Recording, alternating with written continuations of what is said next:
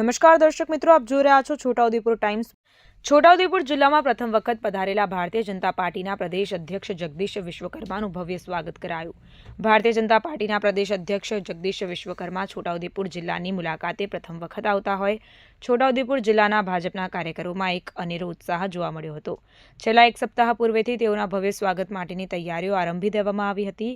20મી March 2026ને શુક્રવારે 11 કલાકે ભારતીય જનતા પાર્ટીના પ્રદેશ પ્રમુખ જગદીશ વિશ્વકર્મા છોટાઉદેપુર શહેરમાં પધારી ગોરારામજી મંદિર અને શ્રી મહાકાળી મંદિર ખાતે દર્શન કરી સંઘના કાર્યાલયની મુલાકાત લીધી હતી અને 12 કલાકે જિલ્લા ભાજપ કાર્યાલય પાસેના વિશાળ મેદાનમાં પ્રદેશ અધ્યક્ષ જગદીશભાઈએ બૂથ કાર્યકર્તાઓના સંમેલનમાં ઉપસ્થિત થયા હતા।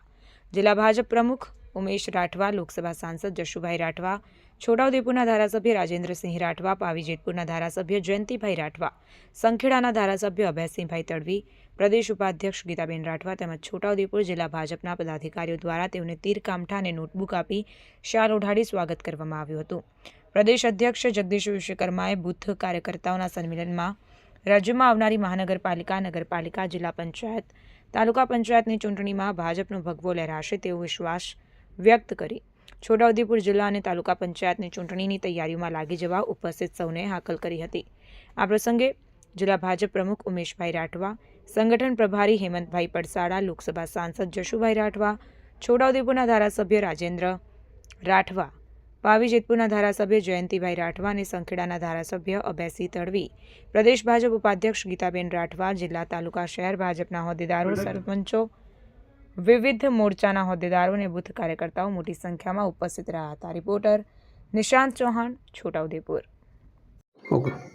આજે છોટાઉદેપુર જિલ્લાની અંદર ગુજરાત પ્રદેશ ભારતીય જનતા પાર્ટીના સન્માનિત અધ્યક્ષ માન્ય જગદીશભાઈ વિશ્વકર્મા સાહેબ છોટાઉદેપુરના પ્રવાસે હતા। ગઈકાલે સાંજે એક કુદરતી આફત વાવાઝોડું હોવા છતાં આજે સવારની અંદર એમને અહીંયા કાર્યકર્તાઓ સાથે મળવાનું થયું। સંઘ કાર્યાલયની પણ મુલાકાત કરી। અહીંયા છોટાઉદેપુરની અંદર જે મહાકાળી માતાજીના મંદિર એ પણ દર્શનાર્થે ગયા અને સાથે સાથે સૌથી વિશિષ્ટ અને મહત્ત્વની બાબત આજે એ થઈ કે ગઈકાલે જે વાવાઝોડું હતું એના કારણે મંડપ તૂટી જવા છતાં ભારતીય જનતા પાર્ટીના કાર્યકર્તા એ પાર્ટીને વરેલા કાર્યકર્તાઓએ ખૂબ મોટી સંખ્યામાં ભર ઉનાળાની અંદર તાપની અંદર બેસીને માન્ય જગદીશ વિશ્વકર્મા સાહેબને એમને સાંભળ્યા છે અને આગામી જે તાલુકા જિલ્લા પંચાયતના જે ઇલેક્શન આવે છે એમાં સૌ કટિબદ્ધ થઈ અને ખૂબ જંગી બહુમતીથી આ છોટાઉદેપુર જિલ્લાની અંદર આવતી તમામે તમામ 32 જિલ્લા પંચાયત અને તમામે તમામ તાલુકા પંચાયત જીતવાનો આજે સંકલ્પ કર્યો છે।